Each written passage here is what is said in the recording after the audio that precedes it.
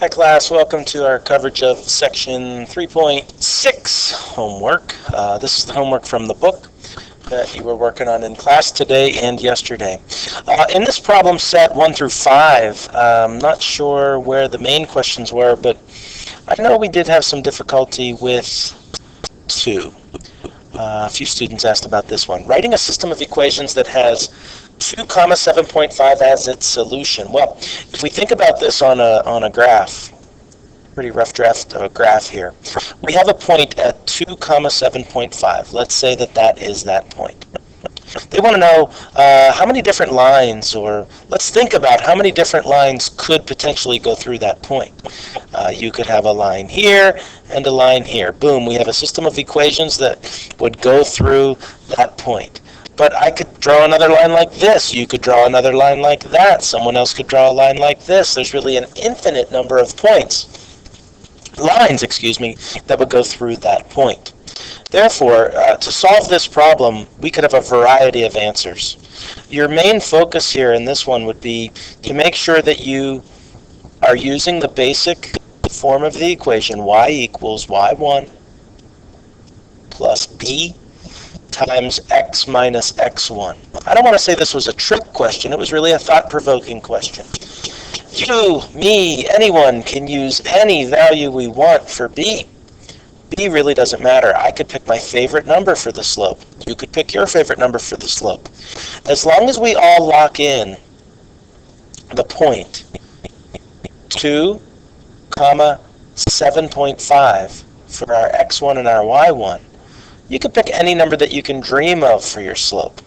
So someone might have plus 10 times x minus 2.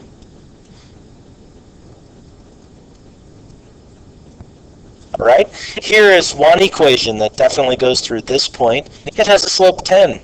Someone else might have 70 for their slope. Someone else might have 710 for their slope. It really doesn't matter what the slope is as long as it goes through this point. So that's how you do problem 2. Next we have problem 5C, I think is one that we may want to look at. Woo-hoo. Sorry about that. All right, 5C, let's take a look. They want to know what the intersection is here, and one thing that I noticed about this problem is that if you take the second equation and divide every single term by 2, sorry, the slate's working up a little bit. If we divide every single part of that second equation by 2, you get y equals negative 3 divided by 2 is negative 1.5 x plus 14 divided by 2 is 7. Take a moment to look at this equation. This is your y2.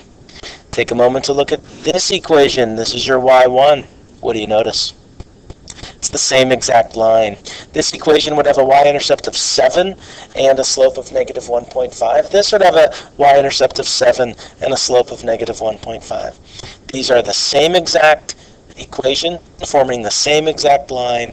Therefore, there is an infinite number of points where the lines intersect. Okay?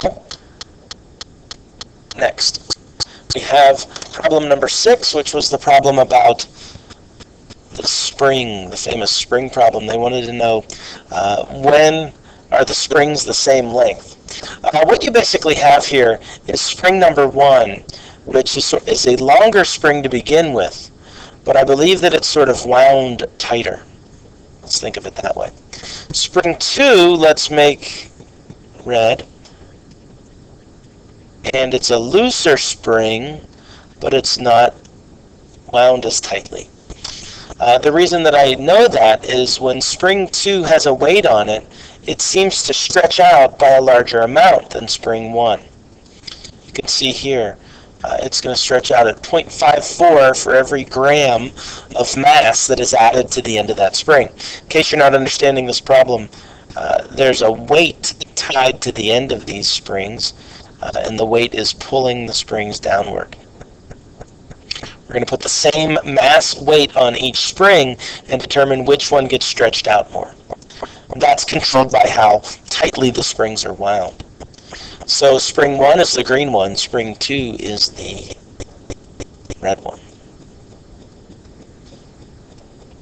Sort of the basic setup of this problem. But the reason that I know that spring 1 is wound less tightly, let's highlight that in green, is this slope is only 0.4. So it's only going to stretch out by 0.4 for every gram of mass that is added to the end of it. Go ahead and work this problem out on your own, and if you have any questions on it, let me know tomorrow in class. But that's basically the setup with that one. Moving on, number 9.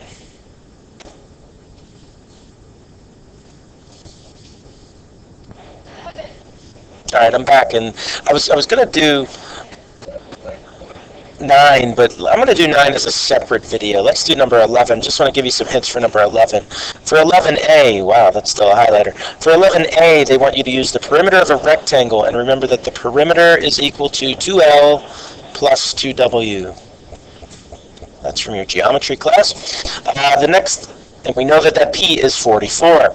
Its length is 2 more than twice its width. Just write it out. Its length is means equal, equals 2 more, 2 plus twice its width.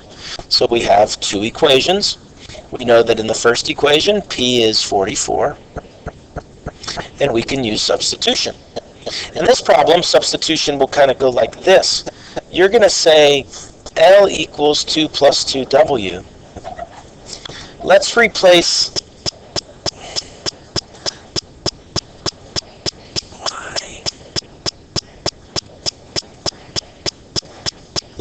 this L with that yellow box.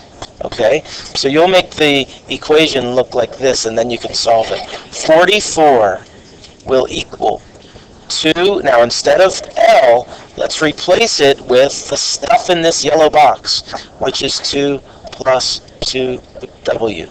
Continue the equation plus 2W. This is the equation formerly known as 44 equals 2L plus 2W. That L will now go away, and it was replaced with 2 plus 2W. From here, distribute and solve. For part B,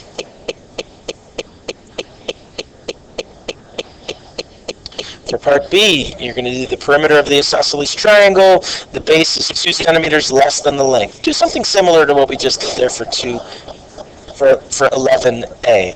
Okay, sorry, I think I mentioned 2B before I meant 11B. For 11C, we're going to go ahead and use the Fahrenheit and Celsius converter. This is for C. To get degrees Fahrenheit, you take 9 over 5 times your degrees Celsius, and you add 32. That's the conversion formula that you're going to need for 11C. This concludes my quick overview of the homework for section 3.6. If you have any other questions, please email me or post something to the discussion link on the wiki, or just save it for class tomorrow. Your other homework is to finish the other problems assigned and your 3.6 green worksheet.